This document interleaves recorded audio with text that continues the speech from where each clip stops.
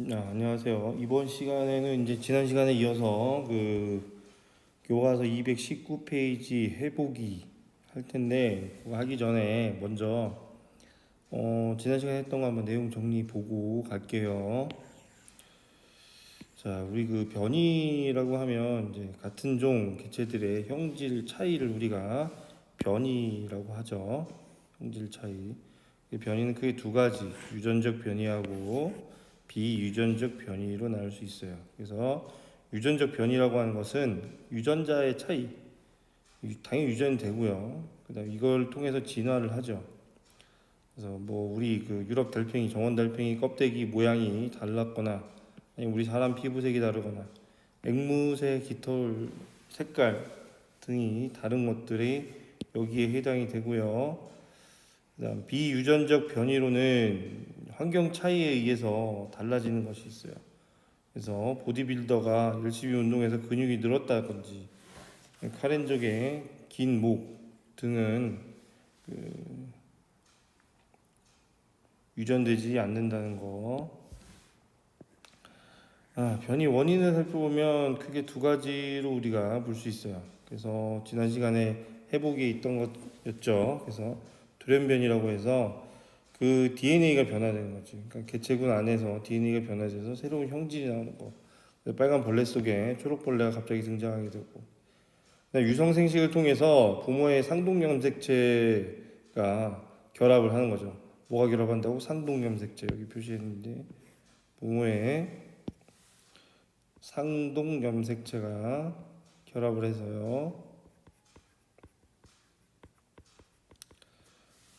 다양한 조합을 만드는 게 유성 생식에 해당이 돼요. 그래서 흰 개랑 검은 개가 만나서 얼룩 강아지가 되기도 하죠.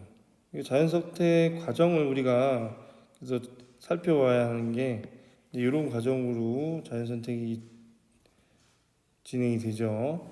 그래서 과잉 생산을 해서, 과잉 생산, 개체들이 자손을 많이 낳아. 일단 자손을 많이 낳는데 그 자손들 간에 변이가 있어요. 응? 변이라고 뭐 근데 여러 가지 변인들이 생기는데 걔네들끼리 이제 주어진 환경에서 생존 경쟁을 하게 돼요. 그래서 유리하게 그 환경에 유리한 그 형질을 가진 애들이 이제 살아남게 되죠. 그걸 우리가 적자 생존이라고 해요.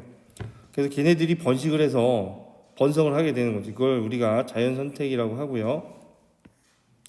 그렇게 하면서 그 변화된 환경 속에 남아 있는 그 형질을 가진 애들이 자기의 형질을 유전시키는 거, 그게 우리가 진화라고 합니다. 근데 이제 이렇게 진화가 일어나는데 사실 변이의 원인이 우리가 알려진 것으로 두 가지고, 사실 그 환경에 의한 변이, 그러니까 비유전적 변이는 유전이 되지 않는데 이런 것들을 설명하지 못해요. 그래서 이런 한계점이 있지만 실제로 진화 과정은 이렇다라는 거 일단 정리를 하시면 되고요. 그 자연 선택들이 여러 현재 과학 분야랑 사회 분야에 영향을 당시에 과학 분야와 사회 분야에 영향을 주는데, 과학 분야는 이제 진화적 관점에서 생물을 분류하게 돼요. 그래서 유전학이라든지 분자 생물학 등이 발전하게 되고, 사회 분야에서는 경쟁을 기반하는 것을 정당하게 하게 되죠. 그래서 자본주의가 더 발달하게 되고, 또 강력한 강대국이 더 지배하는 제국주의, 또 식민 지배, 그다음에 인종차별, 이런 것들이 그 지지를 받게 되는, 그러니까 진행이 되는 데 있어서 이런 그 자연 선택들이 어떤 영향을 좀 끼치더라라는 거죠. 그래서 이제 이번 시간에 적자 생존이 되는 과정이죠. 검은색 나방 개체수가 증가한 까닭. 어느 지역에 날개색의 변이가 검은색과 흰색 두 종류로 나타나는 나방이 살고 있었어요. 밝은 색을 띠는 지이류가 나무줄기를 덮고 있을 때 검은색 나방보다 흰색 나방의 개체수가 많았는데, 지이류가 사라지면 나무줄기가 어두운 색이 드러나고 흰 나방의 개체수가 줄어들고 검은색 나방의 개체수가 증가했어요. 그래서 검은색 나방의 개체수가 증가한 까닭을 변이와 자연 선택으로 설명해 보자라고 했어. 그래서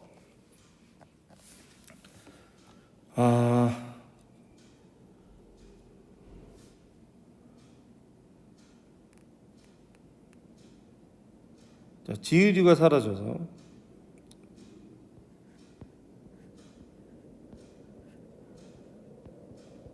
지의류가 사라지죠. 지의류가 사라지면 어두운 색이 많아지죠. 어두운 색이 많아져요. 이 어두운 색이 많아지니까 검은 나방이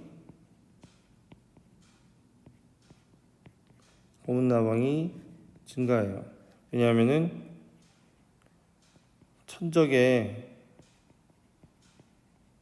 눈에 잘 안 띄기 때문에. 그래서 검은 나방이 증가하고, 그래서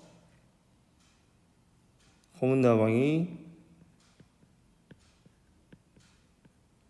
자손을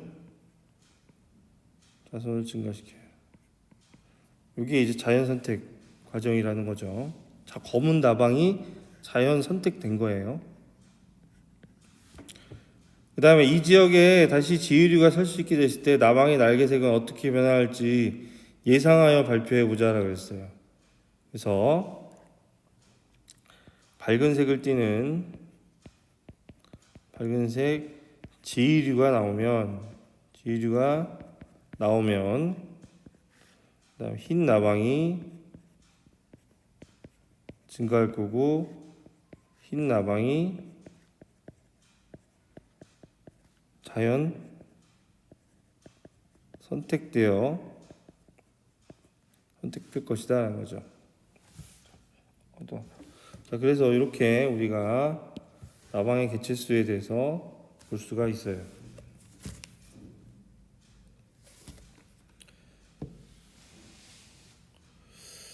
자, 그래서 사막과 같이 건조한 환경이나 기온이 낮은 극지방에 사는 생물종은 주어진 환경에 적응하여 진화하였다. 독특한 생김새와 습성을 가지고 있다는 거죠. 사막의 환경에 적응하여 진화한 생물들. 낙타 있죠, 낙타. 그래서 낙타는 이제 30일 정도 물을 마시지 않고도, 물이 별로 없으니까. 그 다음에 펭귄은 두꺼운 지방층을 갖고 있어서 추위를 잘 견딜 수가 있죠. 그 다음에 뭐 얼룩말 같은 경우에는 이제 초식동물 오랫동안 잘 달릴 수 있는 신체 구조를 가지고 살았다. 그 다음에 이 얼룩이, 과거에는 이 얼룩이 적었었다라는 해석이 있었어요. 그러니까 그 까만 부분은 열을 잘 받고 하얀 부분은 열을 잘 반사시키니까 그 피부에 이제 체온을 어떻게 하지? 그 도와준다. 그러니까 체온 유지를 도와주는 역할. 순환이 되게 빠르게 돼가지고, 그래가지고 그런 얘기가 있었어요. 근데 요즘에 최근에 나온 학설에 의하면 그 얼룩말의 이 얼룩무늬가 이 벌레를 쫓는 데 도움이 된다는 논문이 발표됐다고 합니다. 자, 그래요. 그래서 이게 그 논문에서 보면은 다른 말을 얼룩무늬를 칠했더니 그 벌레가 안 붙더라 라는 그런 논문이었어요. 그다음에 치타 같은 경우에는 그 단거리를 잘 달릴 수 있는 신체 구조를 가지고 있다. 그래서 빠른 시간 안에 승부를 봐야 되더라 라는 거죠. 환경 요인 이외에 다른 생물과도 상호작용, 그래서 자연 선택에 의한 진화 과정에 영향을 받더라. 그래요. 자연 선택에서 살아남기 위해 적합한 형질을 가진 개체가 선택되어 많은 자손을 남기는 과정으로 설명을 올리는 우리가 자연 선택이라고 해요.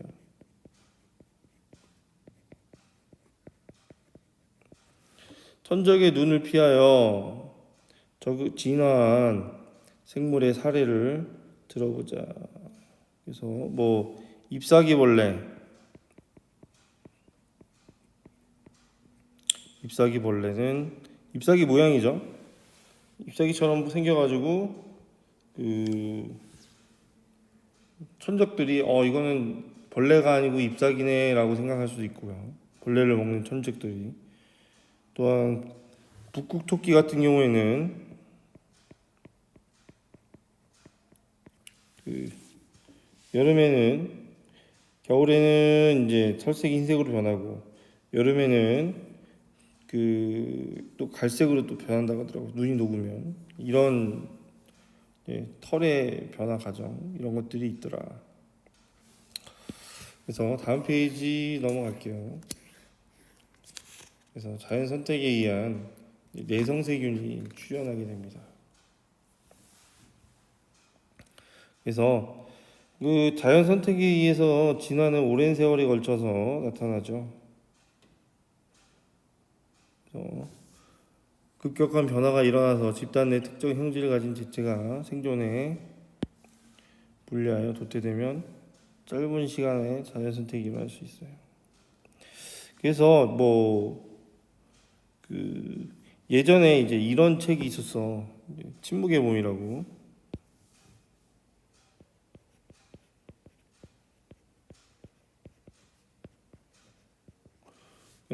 레이첼 카슨이라는 분이 쓴 책인데 그 살충제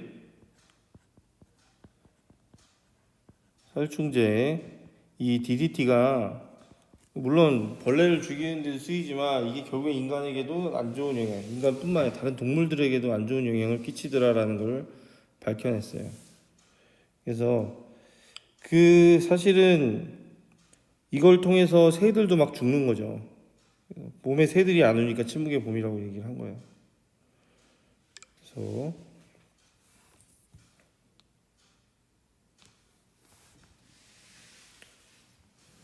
그렇다.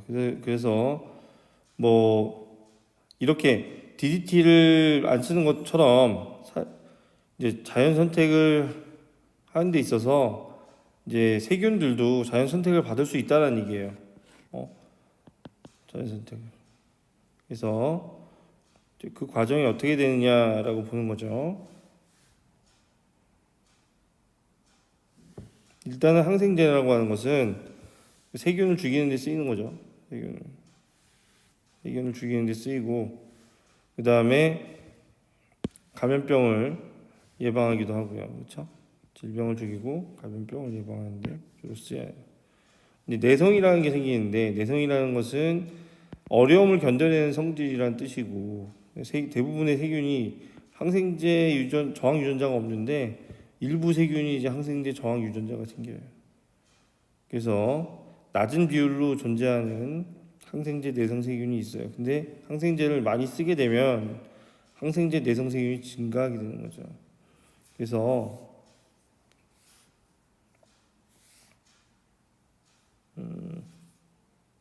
잠깐만.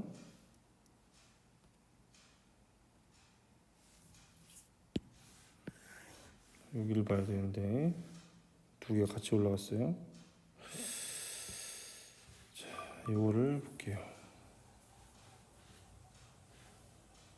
항성제 내성이 없는 세균이 많고 돌연변이로 생긴 항성제 내성 세균은 낮은 비율로 존재한다.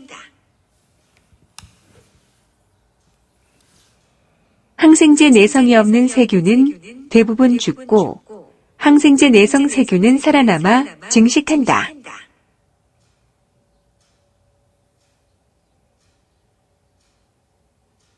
항생제를 사용할수록 항생제 내성 세균의 비율은 점차 증가한다.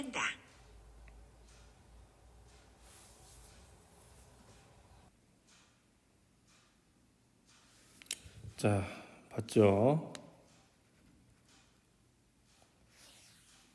그래서 이 과정을 보면은 이제 항생제 저항성 유전자를 가진 이제 세균이 출현하죠.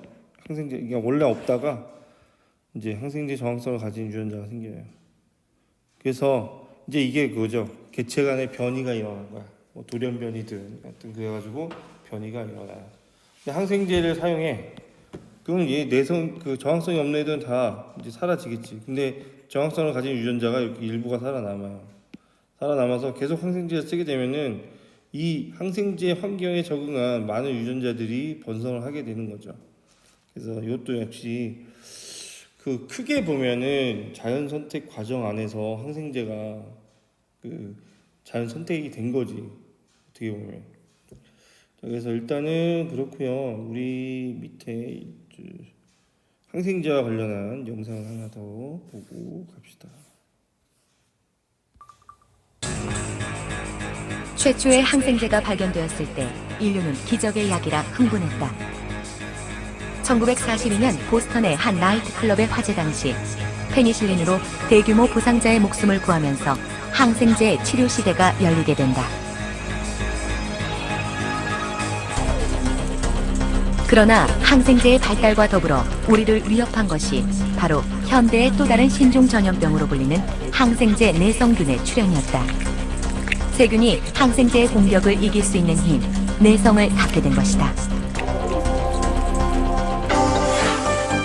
세균이 항생제에 저항하는 내성이 생기는 기전을 살펴보면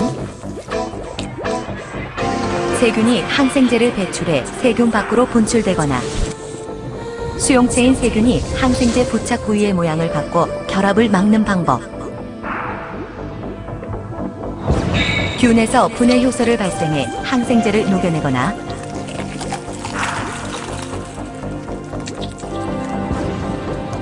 세포막을 두껍게 해 항생제가 튕겨져 나가는 과정 등을 거쳐 세균은 항생제가 말을 듣지 않는 내성균으로 변이를 일으키게 된다.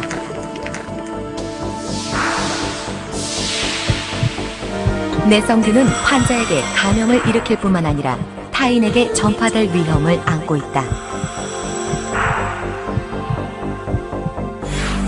항생제가 도입된 지 정확하게 70년이 지났습니다. 지난 70년간 저희가 배운 가장 중요한 교훈은 세균이 사람보다 더 똑똑하다는 것입니다.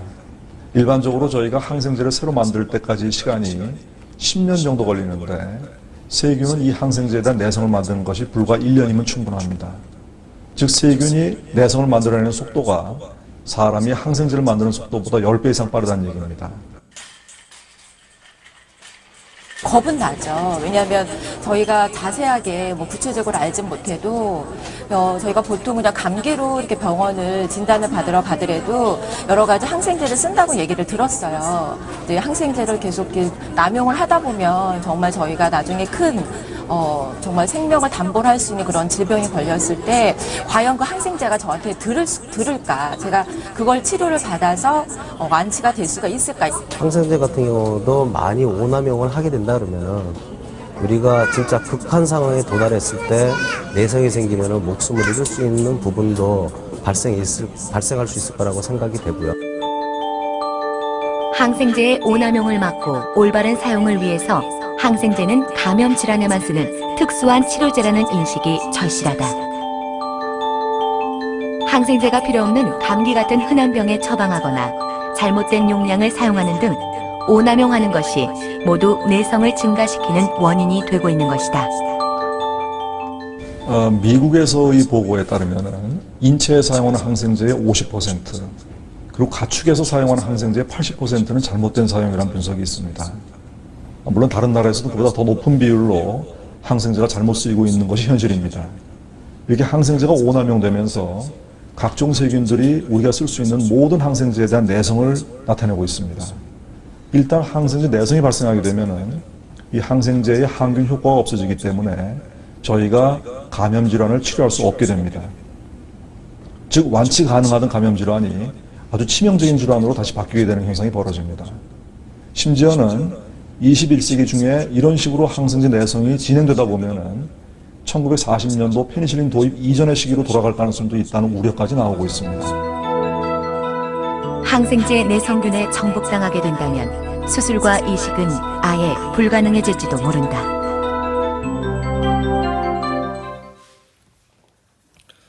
잘 봤죠? 네.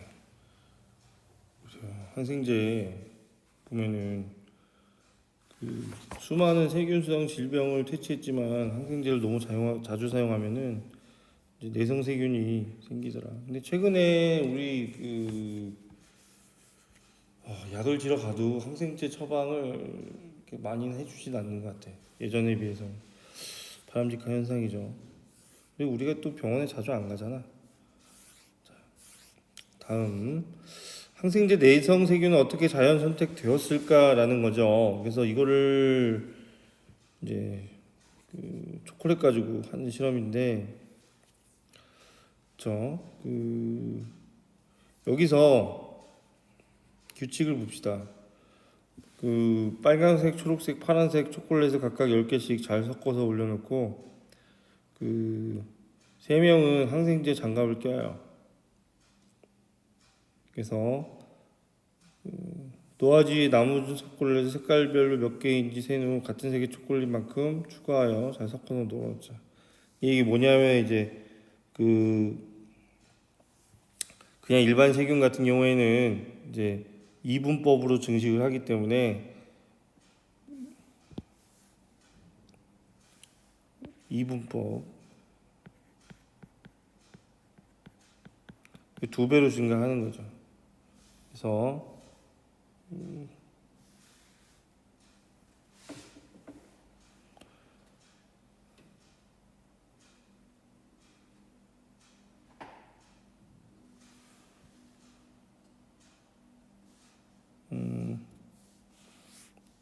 보면 예를 들어 초록색이 이제 4개, 파란색이 6개, 그다음에 빨간색이 5개, 노란색은 없어요. 그럼 이제 이분법을 증가했으니까 8개, 12개, 10개, 0개가 되죠. 근데 이제 항생제를 이에 투여를 해요. 그러면은 4개, 5개, 4개, 여기 2개가 생겨요. 8개, 10개, 8개, 4개가 되겠지. 또 한 번 항생제가 투여를 해요. 그럼 다시 줄어요. 4개, 4개. 얘는 그냥 오히려 아직은 또 증가를 해요. 또 2배로 증가해요. 그리고 나서 또 항생제 투여해. 그러면 예를 들어서 얘들은 지속적으로 어느 정도 양은 줄지만 얘는 그렇게 줄지도 않아요. 결국에는 노란색이 점점 많아지죠. 그래서 노란색의 초콜릿이 이제 어떻게 보면 항생제 내성 세균인 것처럼 이제 꾸미는 거지. 실험을 여러 번 반복했을 때 노란색 도화지 초콜릿은 어떤 변화를 일으키냐 해서 증가하는 거죠. 증가하는 추세예요. 항생제 내성 세균의 출현과 자연선택 과정을 모의 활동과 연관지어 추론해 발표해보자. 그래서 내성이 없는 세균은 어떻게 돼요? 도태되죠. 그 다음에 내성이 있는 세균은 번성을 하게 되죠. 그래서 항생제라는 환경 속에서 어떤 게 자연 선택되는 과정인지를 우리가 살펴보는 거예요. 자, 다음 페이지 이렇게 넘어갈게요. 아이고, 잠깐만. 다음 페이지. 다윈의 진화론이 과학과 사회에 준 영향이라는 거죠. 아까 과학과 사회에 영향을 준 거 2가지 얘기했어요. 과학 분야에서는 분자 생물학이라든지 미생물학 쪽을 발전시키는 계기가 됐고요. 그다음에 사회 분야에서는 제국주의, 식민주의, 인종차별 이런 것들을 옹호하게 되는 계기가 되었다라고 그랬어요. 그래서 2가지 자료가 있어요. 종이 기호를 통해 진화를 설명했다. 그래서 과학뿐만 아니라 다른 분야의 철학 등 여러 발달에 영향을 줬다. 이제 자연 선택된다는 걸 얘기하는 거죠. 근데 이제 생산성을 높이는 방향으로 산업 구조를 바뀌자는 쪽으로 가는 거고요. 자본주의 발달. 그 다음에 제국주의죠, 이거는. 그 다음에 식민지배 이런 것들을 정당화하는 쪽으로 또 방향을 틀기도 해요. 그래서 자료를 참고해서 모두별로 다윈의 진화론의 과학과 사회에 준 영향을 조사하는 주제를 정해보자. 그래서 여러분들이 이번 시간에 이거를 한번 해보시기 바랍니다. 그래서 다윈의 진화론이 어디에 준 영향, 그 다음에 과학과 사회에 영향을 준 거를 글쓰기를 한번 해보시기 바랍니다. 자, 오늘 형성평가는 이걸로 할게요. 그 다음에 진화론이 다른 학문과 사회 발달에 어떤 영향을 미쳤는지 이것도 여기 세 문제 한번 풀어보세요. 이따가. 자, 다음 페이지 넘어가서 지구 생명체 출현합니다. 지구 생명체 출현하고요. 오늘날 다양한 생물들이 진화해온 과정을 거슬러 올라가서 생물들의 조상을 만나보자. 그래서 과거에는 생물들이 어떻게 탄생했을까라는 거죠. 생물의 탄생 가설들을 얘기하는 거야. 그래서 이런 여러 가지 가설들이 있어요. 첫 번째가 원시 대기에서 만들어졌다라는 가설이 있고요. 그 다음에 심해 열수구에서 만들어졌다. 여기 심해 열수구 나오죠? 여기서 원시 세포들이 만들어졌다. 아니면 외계에서 유입되었다라는 얘기도 있어요. 그래서 어떤 내용인지 우리가 한번 살펴봅시다. 보면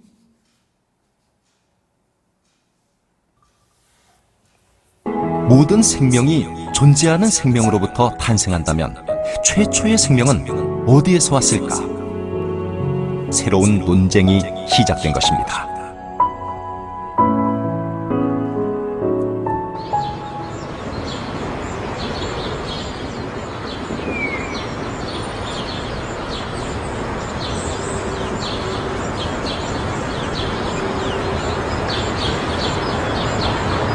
동물과 식물은 물론 미생물까지 모든 생명체가 생존하기 위해서는 단백질과 핵산 같은 유기물이 반드시 필요합니다.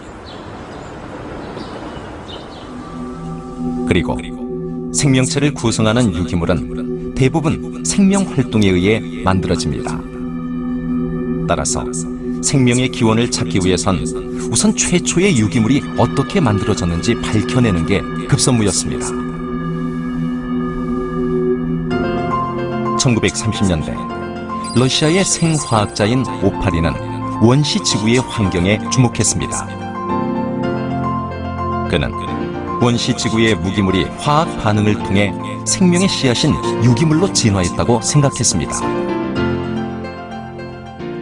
So he thought that maybe life began from a chemical source using polymers that were produced by a non-biological process. He was a real pioneer in this regard, and we really look back to him as the person who first thought about this question. 원시 지구의 풍부한 무기물이 하나로 뭉쳐 간단한 유기물을 이루고 이 유기물에서 생명체가 탄생했다는 오파린의 화학적 진화 가설. 그 후 1950년대 미국의 젊은 과학자 스탠리 밀러가 실험을 통해 오파린의 가설을 증명합니다. 원시 지구의 상태를 재현해 생명체가 탄생할 수 있는지 확인한 것이죠. 캘리포니아 대학에는 아직도 밀러가 사용했던 실험 장비들이 남아 있습니다. So this is the original. 자, 그래요. 이렇게 밀러의 실험 장치가 아직도 있다고 하죠. 그래. 그래서 여러 가지 가설들이 있어요. 세 가지 가설. 첫 번째 가설, 이제 원시 대기에서 만들어졌다는 가설이죠. 그래서 1953년 밀러와 유리가 이 실험을 하죠. 그래서 이거는 실험을 통해서 증명을 할 수 있어요. 실험을 통해서 아미노산을 만들 수 있다는 얘기죠. 아미노산을 만들 수 있다. 그래서 간단한 유기물을 만들 수 있는 실험이 있었다라는 거죠. 그 다음 두 번째 가설이라고 하는 것은 심해 열수구, 여기에서는 실제로 미생물이 존재하는데 미생물이 존재해요. 미생물이 존재하고 산소나 이런 게 없이도 이 원핵생물들이 원핵생물 생존이 가능하더라. 그래서 여기서부터 시작된 게 아니냐라는, 실제 있는 거니까 이렇게 얘기를 하는 거고요. 다음에 이제 우주에서 왔다. 우주에서 왔다는 것은 이제 실제로 이제 운석에서 발견된 운석, 그렇죠? 어떤 운석이냐면 발견된 운석에서 뭐가 발견되냐면 아미노산이 발견됐어요. 아미노산. 그래서 여기 운석에서도 온 게 아니냐라는 이런 설들이 있는 거죠. 그래서 이런 각각의 장단점을 이제 설명해보자, 토론해보자 그랬어요. 그래서 가설 첫 번째 가설은 그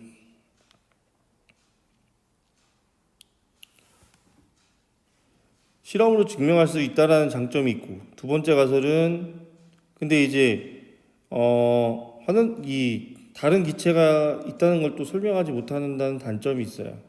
두 번째 장점은 그 심해 열수구 주변에 이제 열 에너지가 풍부하지만 이제 그 다른 유기물을 분해할 수도 있다는 얘기지.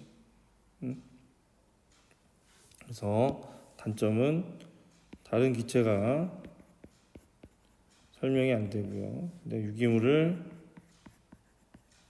분해할 수도 있어요. 이 열은, 여기 나오는 열은 유기물을 분해할 수도 있어요.